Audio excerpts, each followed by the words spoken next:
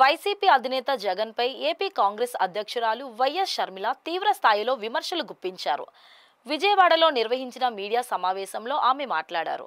మద్యం కేసులో తాను నిర్దోషినని చెబుతున్న జగన్ తన తండ్రి దివంగత వైఎస్ రాజశేఖర్ రెడ్డి గారిలా తప్పుంటే ఉరి తీయండి అని ధైర్యంగా ఎందుకు ప్రకటించడం లేదని ఆమె సూటిగా ప్రశ్నించారు.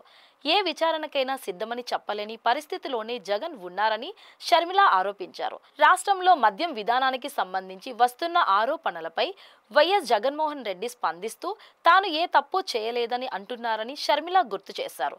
ఏ విచారణకైనా సిద్ధమని, సిబిఐ లేదా సిట్టింగ్ జడ్జితో అయినా దర్యాప్తు చేయించుకోమని మీరు ఎందుకు ధైర్యంగా చెప్పడం లేదు అని షర్మిల నిలదీశారు. అసెంబ్లీ వేదికగా రికార్డుల్లో ఈ విషయాన్ని చెప్పాలని, అలా చెప్పకపోవడమే ఆయన తప్పు చేశారనడానికి నిదర్శనమని ప్రజలు భావిస్తున్నారని ఆమె అన్నారు. అసెంబ్లీ సమావేశాలకు జగన్ ఎందుకు హాజరు కావడం లేదని షర్మిల ప్రశ్నించారు. కనీసం మీడియా సమావేశంలోనైనా మద్యం అమ్మకాలను కేవలం నగదు రూపంలోనే ఎందుకు చేశారనే దానికి ప్రజలు సమాధానం ఆశిస్తున్నారని విమర్శించారు. తన చుట్టూ ఉన్నవారంతా మంచివారని, మచ్చలేని వారని చెప్పడం, సిబిఐ చేత దోషిగా ఆరోపణలు ఎదుర్కొంటున్న అవినాష్ రెడ్డి వంటి వారిని అమూల్ బేబీ చిన్నవాడు ఏమీ తెలియదు అంటూ పక్కన పెట్టుకుని తిరగడాన్ని షర్మిల తప్పుపట్టారు. అలాంటి వారికి మీరిచ్చే సర్టిఫికేట్లు ఎవరికి కావాలి? నిజంగా నిర్దోషి అయితే వ్యవస్థలో నిరూపించుకోవడానికి మార్గాలున్నాయి, కానీ మీరు ఆ పని చేయడం లేదు అని షర్మిల అన్నారు. ఈ వైఖరే జగన్ దోషి అనే భావనను ప్రజల్లో కలిగిస్తుందని ఆమె అభిప్రాయపడ్డారు.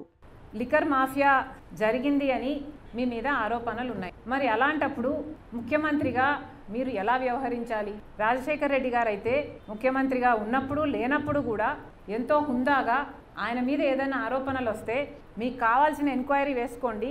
Even on the floor of the house I remember నాన్నగారికి చెప్పారు, రాజశేఖర్ రెడ్డి గారు అన్నారు, మీకు కావాల్సిన ఎంక్వైరీ మీరు వేసుకోండి, సిబిఐ ఎంక్వైరీ వేసుకుంటే వేసుకోండి, నా తప్పు ఉంటే నన్ను ఉరి తీయండి అని కూడా అన్నాడు రాజశేఖర్ రెడ్డి. మరి జగన్మోహన్ రెడ్డి గారు కూడా మీ ఏ తప్పు లేకపోతే మీరు ఎందుకు మాట్లాడలేకపోతున్నారు?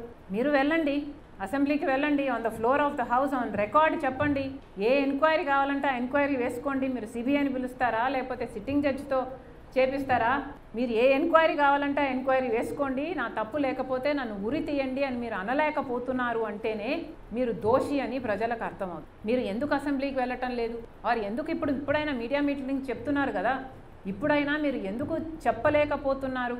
మేము ఓన్లీ క్యాష్ పద్ధతిలో ఎందుకు అమ్మాము అన్న సమాధానం ప్రజలు ఎక్స్పెక్ట్ చేస్తున్నారు. అది చెప్పకుండా నా చుట్టుపక్కల ఉన్న వాళ్ళంతా మంచి వాళ్ళు, మచ్చలేని వాళ్ళు, అవినాష్ను కూడా సిబిఐ దోషి అని ఆరోపిస్తుంది. అలాంటి వాడిని పట్టుకొని అమూల్ బేబీ చిన్నవాడు ఏం తెలియదు అని పక్కనే పెట్టుకొని తిరిగిన వాళ్ళు మీరు. మరి మీరు చెప్పే స్టేట్మెంట్లకి మీరు నా పక్కనే పెట్టుకున్నాను వీళ్ళని, కాబట్టి వీళ్ళంతా మచ్చలేని మనుషులు అని మీరు ఇచ్చే క్రెడిట్ ఎవరికి కావాలండి? మీరు నిజంగానే నిర్దోషులైతే ఒక పద్ధతి ఉంది, ఈ సిస్టంలో ఒక పద్ధతి ఉంది, how you can come out as an innocent. But అది చేయటం లేదు కదా మీరు.